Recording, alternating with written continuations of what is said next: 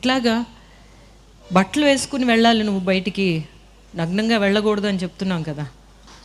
అది మనం చెప్పే కదా, it's a behaviour, learned behaviour.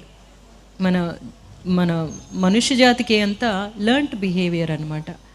ఇప్పుడు మనం అందరం చీరలు కట్టుకుంటున్నాం, కానీ లండన్లో వెళ్తే వాళ్ళు చీరలు కట్టుకోవట్లేదు.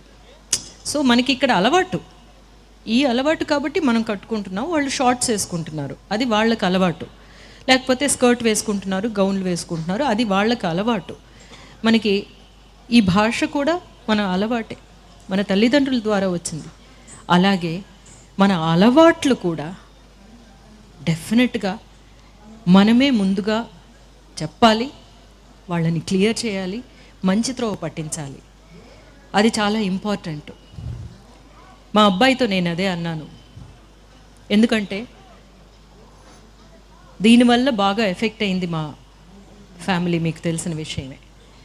వాడితో నేను చెప్పింది ఏంటంటే, ఎవరైనా ఏదైనా ఆఫర్ చేస్తే I got affected by this, అందువల్ల నువ్వు వాళ్ళని మంచిదారి పట్టించాల్సిన ఒక బాధ్యత నీ మీద ఉంది అని చెప్పిన తర్వాత వాడు చాలామందితో మాట్లాడానని చెప్పాడు.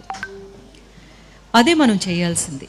ఎవరు అఫెక్ట్ అవ్వాలని కాదు, మన కుటుంబంలో ఎఫెక్ట్ అయిన వాళ్ళు ఎవరైనా ఉంటే వాళ్ళని ఎగ్జాంపుల్గా చెప్పి, ఆ త్రోవకి వెళ్ళకూడదమ్మా, దానివల్ల జరిగే కష్ట నష్టాలు ఏమిటి అనేది అర్థం చేసుకునేలా చేసి చిన్నప్పటి నుంచి మనం చెప్పామనుకోండి,